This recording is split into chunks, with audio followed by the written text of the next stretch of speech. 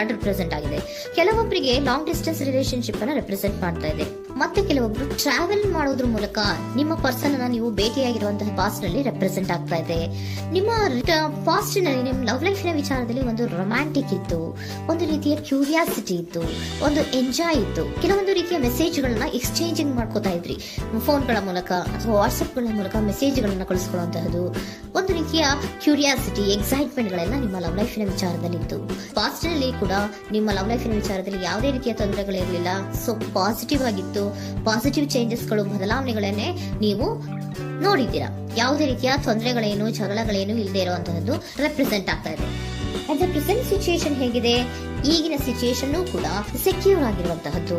ನಿಮ್ಮ ಲವ್ ಲೈಫಿನ ವಿಚಾರದಲ್ಲಿ at present ಅಲ್ಲೂ ಕೂಡ, ಈ ಹಿಂದೆನೂ ಕೂಡ ನಿಮಗೆ ಚೆನ್ನಾಗೇ ಇತ್ತು, ಈಗಲೂ ಕೂಡ ಪ್ರೆಸೆಂಟ್ ಅಲ್ಲಿ ನಿಮಗೆ ಕಿಂಗ್ ಆಫ್ ಪ್ಯಾಂಟಿಕಲ್ ರೆಪ್ರೆಸೆಂಟ್ ಆಗ್ತಾ ಇರೋದ್ರಿಂದ ನಿಮಗೆ ಲವ್ ಲೈಫಿನ ವಿಚಾರದಲ್ಲಿ ಚೆನ್ನಾಗೇ ಇದೆ. ಸೊ ಒಂದು ಭದ್ರತೆ ಇದೆ. ಲವ್ ಲೈಫಿನ ವಿಚಾರದಲ್ಲಿ ಒಂದು ಸಾಮರಸ್ಯ ಇದೆ. ಯಾವುದೇ ರೀತಿಯ ತೊಂದರೆಗಳು ಏನು ಕಾಣ್ತಾ ಇಲ್ಲ. ಸೆಕೆಂಡ್ ಕಾರ್ಡ್ ಬಂದಿರುವಂತಹ ಪ್ರೆಸೆಂಟ್ ಸಿಚುಯೇಷನ್ ಸ್ಟ್ರೆಂತ್ ಇದೆ, ಬಾಂಡೇಜ್ ಇದೆ. ಚೆನ್ನಾಗಿ ನೀವಿಬ್ಬರ ಮಧ್ಯೆ ಒಂದು ಬಾಂಡೇಜ್ ಇದೆ, ಸಾಮರಸ್ಯ ಇದೆ, ಹೊಂದಾಣಿಕೆ ಗುಣಗಳು ತುಂಬಾ ಇದೆ.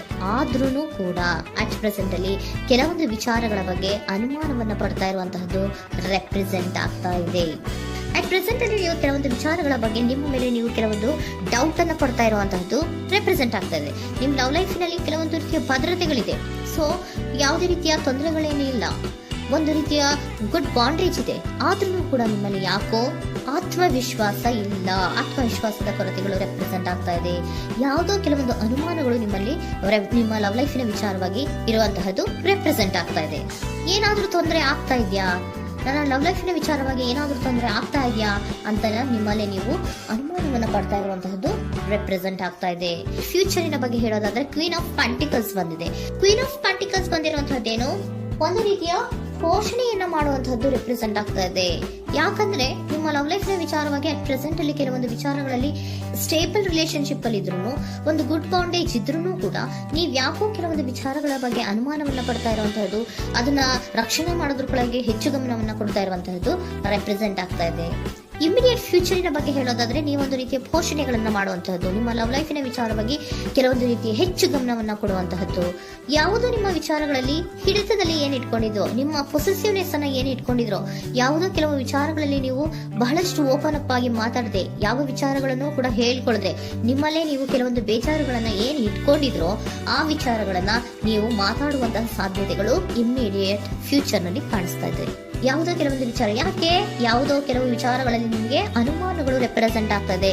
ಲವ್ ಲೈಫಿನ ವಿಚಾರ, ಪ್ರೀತಿಯಲ್ಲಿ ಯಾವಾಗ ಅನುಮಾನಗಳು ಸೃಷ್ಟಿಯಾಗುತ್ತೋ ನಾವು ಅವಾಗವಾಗ್ಲೇ ಅದನ್ನ ಬಗೆಹರಿಸ್ಕೊಬೇಕು. ನಮ್ಮಲ್ಲೇ ಇಟ್ಕೊಳ್ಳೋದು, ಅಯ್ಯೋ ಏನಾಗ್ತಾ ಇದೆಯೋ ಅಂತ ಕೊರಗೋದು ಅಥವಾ ಏನಾಗ್ಬಿಡುತ್ತೋ ಅಂತ ಭಯ ಪಡುವಂತಹದ್ದು ಏನು ಬೇಕಾಗಿಲ್ಲ. ಯಾಕಂದ್ರೆ ಲವ್ ಇರುವಂತಹದ್ದೇ ನಂಬಿಕೆಯ ಬುನಾದಿಯ ಮೇಲೆ.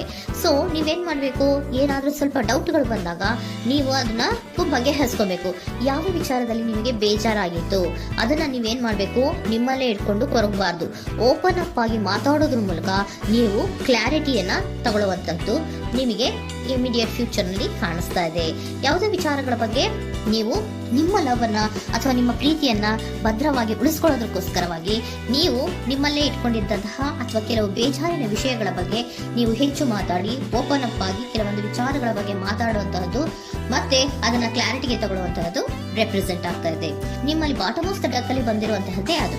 ಖುಷಿಯಾಗಿರ್ಬೇಕು, ಸಂತೋಷವಾಗಿರ್ಬೇಕು, ನಮ್ಮ ಲವ್ ಲೈಫಿನ ವಿಚಾರದಲ್ಲಿ ಒಂದು ಎಂಜಾಯ್ ಇರಬೇಕು, ಮತ್ತೆ ನೆಮ್ಮದಿ ಇರಬೇಕು, ಯಾವುದೇ ರೀತಿ ಗಲಿಬಿಲಿಗಳಿರಬಾರ್ದು ಅನ್ನೋಂತಹದ್ದೇ ನಿಮ್ಮ ಎನರ್ಜಿಯಲ್ಲಿ ರೆಪ್ರೆಸೆಂಟ್ ಆಗ್ತಾ ಇರೋದು.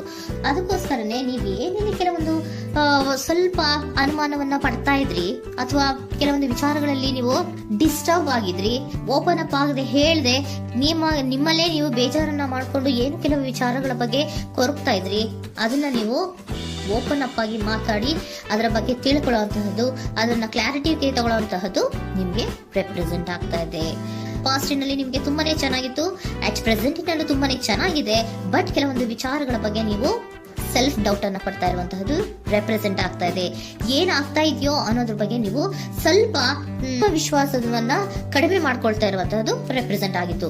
ಬಟ್ ಆದ್ರೆ ಇನ್ ಇಮಿಡಿಯೇಟ್ ಫ್ಯೂಚರ್ ನಲ್ಲಿ ಏನಪ್ಪಾ ಅಂದ್ರೆ ನಿಮ್ಮ ಲವ್ ಲೈಫ್ ಅನ್ನ ನಾವು ಉಳಿಸ್ಕೊಬೇಕು, ನಾನು ಎಲ್ಲವನ್ನ ನನ್ನ ಕಂಟ್ರೋಲ್ ಅಲ್ಲೇ ಇಟ್ಕೊಂಡು ಅಥವಾ ಪೊಸೆಸಿವ್ನೆಸ್ ಅನ್ನ ಬೆಳೆಸ್ಕೊಂಡು ನಾನೇ ಬೇಜಾರು ಮಾಡ್ಕೊಂಡಿದ್ರೆ ಸರಿ ಇಲ್ಲ, ನಾನು ಓಪನ್ ಅಪ್ ಆಗಿ ಮಾತಾಡಿ ಕೆಲವೊಂದು ವಿಚಾರಗಳ ಬಗ್ಗೆ ನಾನು ಕ್ಲಾರಿಟಿಯನ್ನ ತಗೋಬೇಕು ಅಂತ ಆಲೋಚನೆಯನ್ನ ಮಾಡ್ತಾ ಇರುವಂತಹದ್ದು ರೆಪ್ರೆಸೆಂಟ್ ಆಗ್ತಾ ಇದೆ. ಓಕೆನಾ? ಒಂದು ಏಂಜಲ್ ಗೈಡೆನ್ಸ್ ನ ನಿಮ್ಮ ಲವ್ ರೀಡಿಂಗಿನ ವಿಚಾರವಾಗಿ ತಗೊಂಡ್ಬಿಡೋಣ ಅಲ್ವಾ. ದ ಸಿಚುಯೇಷನ್ ವಿಲ್ ಇಂಪ್ರೂವ್, ಸಿಚುಯೇಷನ್ಗಳು ಇಂಪ್ರೂವ್ ಆಗತ್ತೆ. ನೀವು ನಿಮ್ಮಲ್ಲೇ ಇಟ್ಕೊಂಡು ಕೊರಗಬೇಡಿ. ಯಾವುದೇ ವಿಚಾರಗಳನ್ನ ನಾವು ಓಪನ್ ಅಪ್ ಆಗಬೇಕು. ನಾವೇ ಬೇಜಾರು ಮಾಡ್ಕೊಂಡ್ರೆ ಅವ್ರಿಗೆ ಏನ್ ಅರ್ಥ ಆಗುತ್ತೆ, ನಿಮ್ ಪರ್ಸನ್ಗೆ ಏನ್ ಅರ್ಥ ಆಗುತ್ತೆ, ಏನಕ್ಕೆ ಬೇಜಾರು ಮಾಡ್ಕೊಂಡಿದ್ದೀರಾ ಅಂತ ಅವ್ರು ತಿಳ್ಕೊಬೇಕು ಅಲ್ವಾ. ನಿಮ್ಗೆ ಅವರಲ್ಲಿ ಏನೇ ರೀತಿ ಕ್ಲಾರಿಟಿ ಬೇಕು ಅಂದ್ರೂ ಕೂಡ ನೀವು ಮಾತಾಡಿ ಕ್ಲಿಯರ್ ಮಾಡ್ಕೊಳ್ಳಿ. ಅವಾಗ ಏನಾಗುತ್ತೆ, ದ ಸಿಚುಯೇಷನ್ ವಿಲ್ ಇಂಪ್ರೂವ್ ಆಗತ್ತೆ. ಇದಿಷ್ಟು ನಿಮ್ಮ ಮುಂದಿನ ಲವ್ ರೀಡಿಂಗ್.